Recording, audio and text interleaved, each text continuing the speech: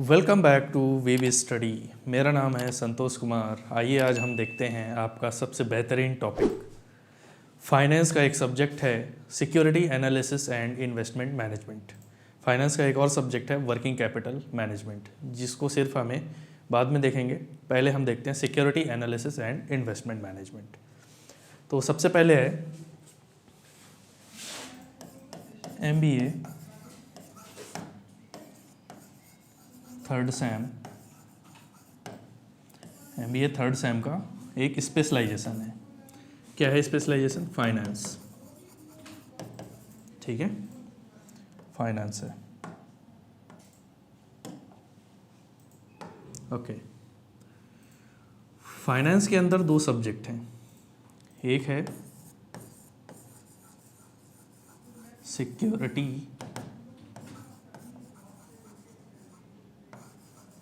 Analysis and investment management. Investment management. Okay, दूसरा subject है working capital management. Working capital management. Okay, तो अभी हम सिर्फ security analysis and investment management को देखेंगे। वर्किंग कैपिटल मैनेजमेंट की वीडियो आपको बाद में मिलेगी, ठीक है। तो इसमें देख लेते हैं इसमें है क्या। Security analysis and investment management का क्या मतलब होता है? सिक्योरिटी एनालिसिस और इन्वेस्टमेंट मैनेजमेंट, ये क्या होता है? कोई भी इन्वेस्टमेंट या तो वो स्टॉक हो सकता है या फिर कोई बॉन्ड्स हो सकता है, ठीक है। कोई स्टॉक हो सकता है या फिर कोई बॉन्ड हो सकता है। इन दोनों का डीपली अध्ययन करना, डीपली स्टडी करना, उसे हम क्या कहते हैं? Security analysis and investment management. और इनका डीपली अध्ययन करके हम क्या पता लगा सकते हैं कि किसी कंपनी में कितना प्रॉफिट हो रहा है और कितना उस कंपनी में रिस्क है, ठीक है। तो ये सब्जेक्ट शेयर मार्केट से रिलेटेड है। शेयर मार्केट्स, इन्वेस्टमेंट, इन सब चीज़ों से रिलेट करता है। ओके, तो ये अपना MBA थर्ड सेम का फाइनेंस का जो सब्जेक्ट है security analysis and investment management, इसका सीधा सा मतलब है स्टॉक और बॉन्ड्स, जिसमें हम इन्वेस्टमेंट करते हैं। जिसमें हम क्या करते हैं? इन्वेस्टमेंट करते हैं, जिसकी वजह से हमें स्टॉक और बॉन्ड्स का पता चलता है। डीपली स्टडी करके प्रॉफिट और रिस्क का हमें इस सब्जेक्ट में पता चलता है कि कैसे उसका अध्ययन किया जाता है, ठीक है। अब देख लेते हैं कोर्स का objective. Security analysis and investment management के कोर्स का ऑब्जेक्टिव क्या है? कोर्स का ऑब्जेक्टिव। इस कोर्स का क्या ऑब्जेक्टिव है?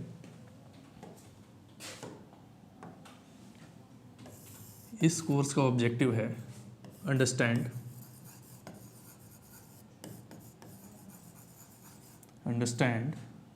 इन्वेस्टमेंट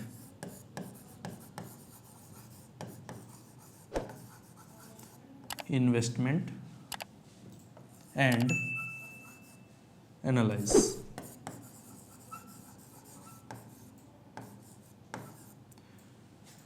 इन्वेस्टमेंट और उसके अध्ययन को समझना, उसके अंदर क्या चीज़ें हैं, इन सब चीज़ों को समझना, ठीक है।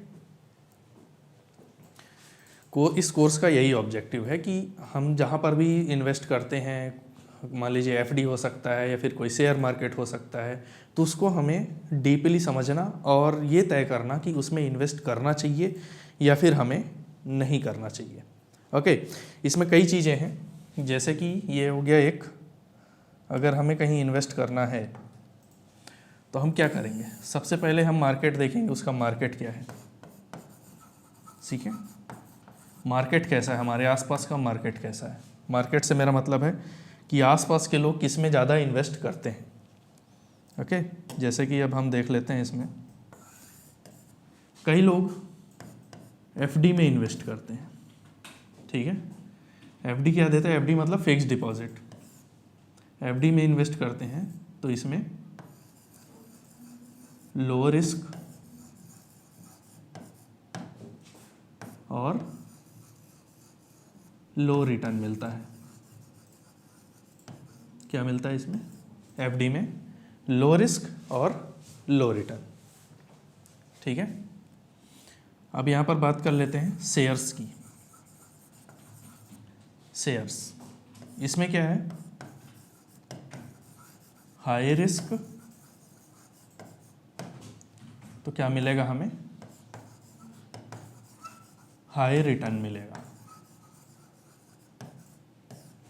अगर हम एफडी करते हैं तो वो क्या है, लो रिस्क है और लो रिटर्न मिलेगा। मतलब कि हम जितना इन्वेस्ट करते हैं और उसमें जितने परसेंट हमें मिलते हैं, मतलब सेफ रहता है। जैसे कि एफडी में हम बैंक में रखते हैं, लाइफ इंश्योरेंस लेते हैं, तो क्या रहता है, ये सब चीज़ें सेफ रहती है। ओके, तो इसमें हमारे पैसे डूबने का कोई डर नहीं होता है। लेकिन शेयर्स में हमारा पैसे डूबने का डर बना रहता है कि कंपनी डूब गई तो, कंपनी अगर प्रॉफिट नहीं कर पाया तो क्या होगा, क्योंकि इसमें रिस्क है और हाई रिटर्न भी है। अगर ये प्रॉफिट कर लिया तो आपको हाई रिटर्न भी देगा, अगर ये लॉस में गया तो आपको पूरी तरह से कंपनी ख़त्म हो जाएगी और आपका पूरा पैसा डूब जाएगा। तो इसमें रिस्क तो है, शेयर्स में रिस्क तो है। अगर कंपनी ग्रो करी आपको हाई रिटर्न मिलेगा, अगर कंपनी ग्रो नहीं करी आपका पूरा पैसा डूब जाएगा। ये पूरी तरह से सिक्योर है, एफडी जो है पूरी तरह से सिक्योर है, आप इसमें इन्वेस्टमेंट कर सकते हैं। ठीक है, अब इसके आगे हम देख लेते हैं, इसके आगे हम देखते हैं कि meaning of investment. Meaning of investment. Meaning of investment, meaning of investment मतलब, इसका मतलब ये होता है टुडेज सैक्रिफाइस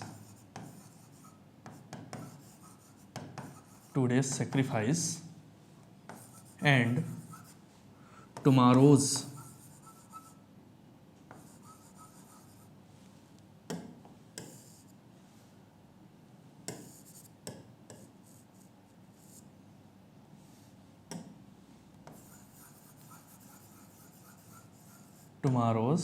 गेन। अगर आप आज इन्वेस्टमेंट करते हैं, ठीक है, तो आपका ये आज का क्या होगा, सेक्रीफाइस होगा, जो आगे चल के आपको क्या देगा, प्रॉफिट देगा। ठीक है, एग्जाम्पल देखते हैं। जैसे कि आप किसी कंपनी में एफडी करते हैं, ठीक है, आप किसी कंपनी में एफडी मतलब फिक्स्ड डिपॉजिट, आपने उस कंपनी में 1000 रुपीज़ लगाए और ये कंपनी आपको 8% रिटर्न देने का वादा करती है साल में। ठीक है, आपने 1000 रुपीज़ लगाया, ठीक है, और 8% के हिसाब से आपको जो गेन मिला है वो कितना होगा, 1000 का 8% होता है 80 रुपीज़। कितना होता है, 80 रुपीज़। ठीक है, तो यहाँ पर क्या हुआ, आपका जो पैसा है वो 1080 हो गया, मतलब आपको 80 रुपीज़ का फ़ायदा हुआ।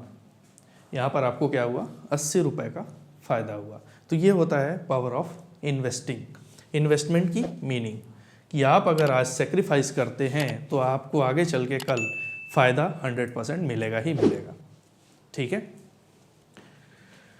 तो इससे रिलेटेड एक और चीज़ है,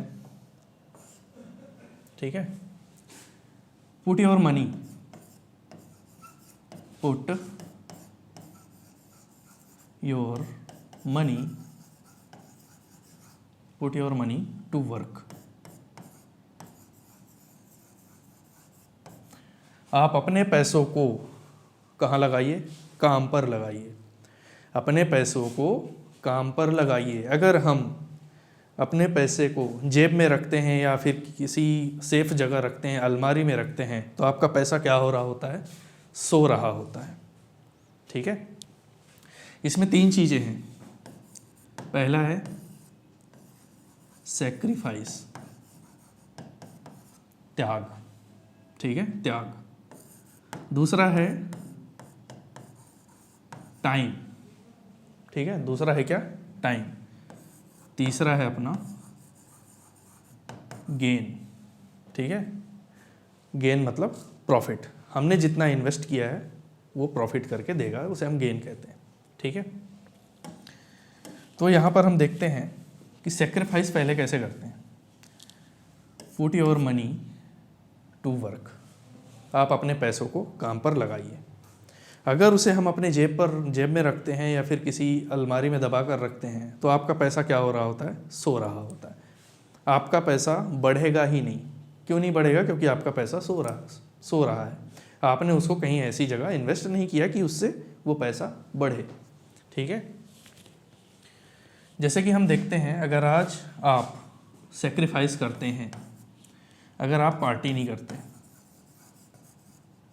अगर आप आज पार्टी नहीं करते, कहीं घूमने नहीं जाते, ठीक है, तो इस चीज़ का अगर आप त्याग करते हैं तो भविष्य में वो पैसे उसी टाइम, भविष्य तो वो प्रॉफिट के लिए है, अगर उस पैसे को बचाकर आप किसी कंपनी में इन्वेस्ट करते हैं तो वो आज का आपका क्या होगा?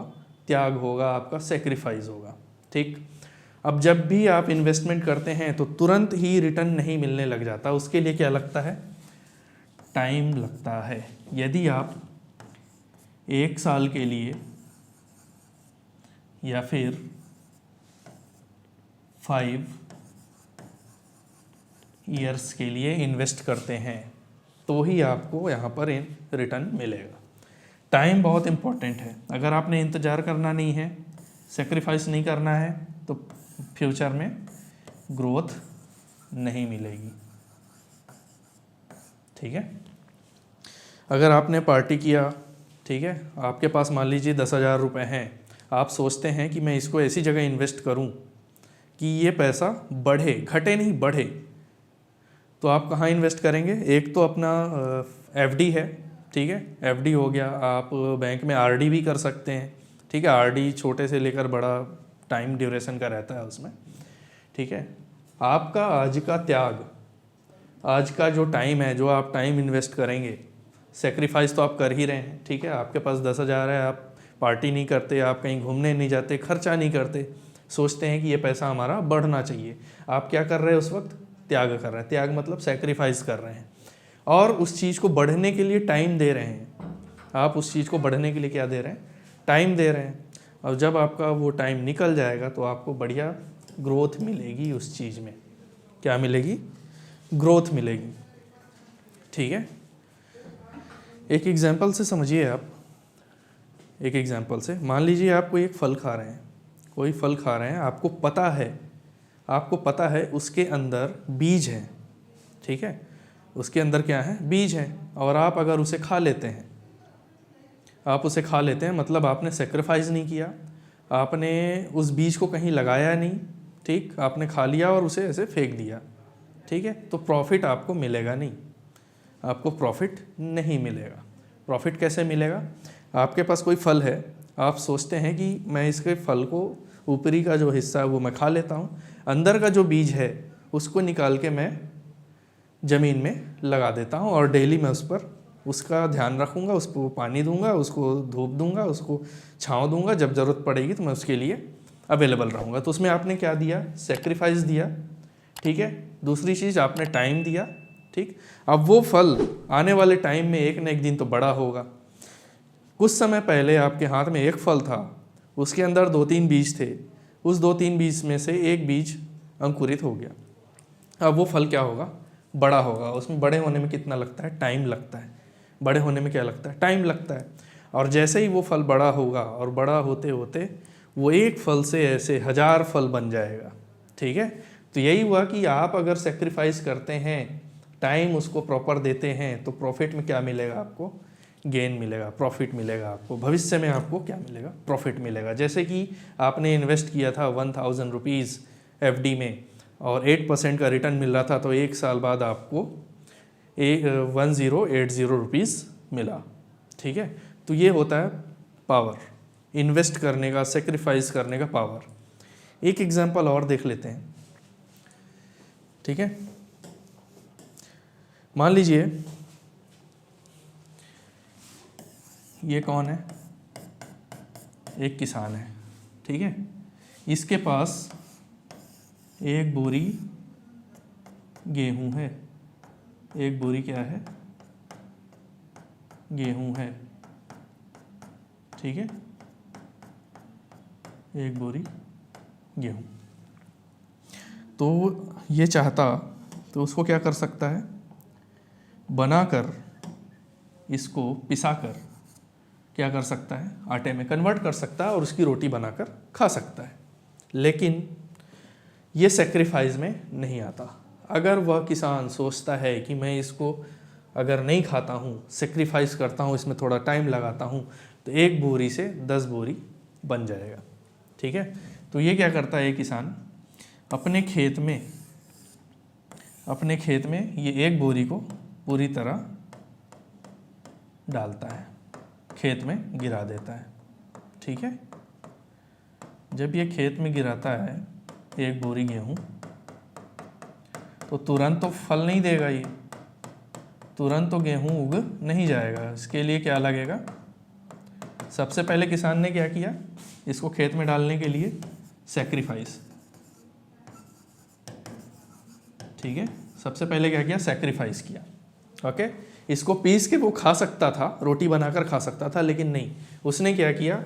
इस चीज़ के लिए सैक्रिफाइस किया कि मैं इसे खाऊंगा नहीं, बल्कि इसको कहाँ लगाऊंगा? खेत में। अब ये खेत में क्या कर दिया? लगा दिया। अब तुरंत तो ये उग नहीं जाएगा, 3-4 महीने का टाइम लेगा। ठीक है, तो इसमें दूसरी चीज़ क्या आती है? टाइम। क्या आती है इसमें? दूसरी चीज़ टाइम। अब तुरंत तो ये उग नहीं जाएगा। ठीक है, इसके लिए 3 से 4 महीने का टाइम देना पड़ेगा। पहले तो वो सेक्रीफाइस किया, दूसरी चीज़ उसने अपना टाइम दिया। अब 3-4 महीने बाद इस एक बोरी से कितने बोरी बनेंगे? 10 बोरी बन के रेडी हो जाएगा। ओके, तो मेरे कहने का मतलब यही था कि आज आप बचाएंगे तो कल आगे चल के आपको प्रॉफिट मिलेगा। यही होती है इन्वेस्टमेंट की power, meaning of investment. Okay, I hope कि आपको ये समझ में आया हो, क्योंकि ये बहुत ही अच्छा सब्जेक्ट है। अगर आप इसे ध्यान से पढ़ते हैं तो बहुत ही मज़ा आएगा। ठीक, और साथ में आपको ये भी सीखने को मिलेगा कि आगे चल के हमें किस चीज़ में इन्वेस्ट करना चाहिए, किस चीज़ में इन्वेस्ट नहीं करना चाहिए। तो ये चीज़ें आपको ध्यान में रखनी है। ओके, फाइनेंस बहुत अच्छा सब्जेक्ट है। कई बच्चों को समझ में आता है, कई बच्चों को समझ में नहीं आता है। ठीक है, तो ये था meaning of investment. Okay, thank you.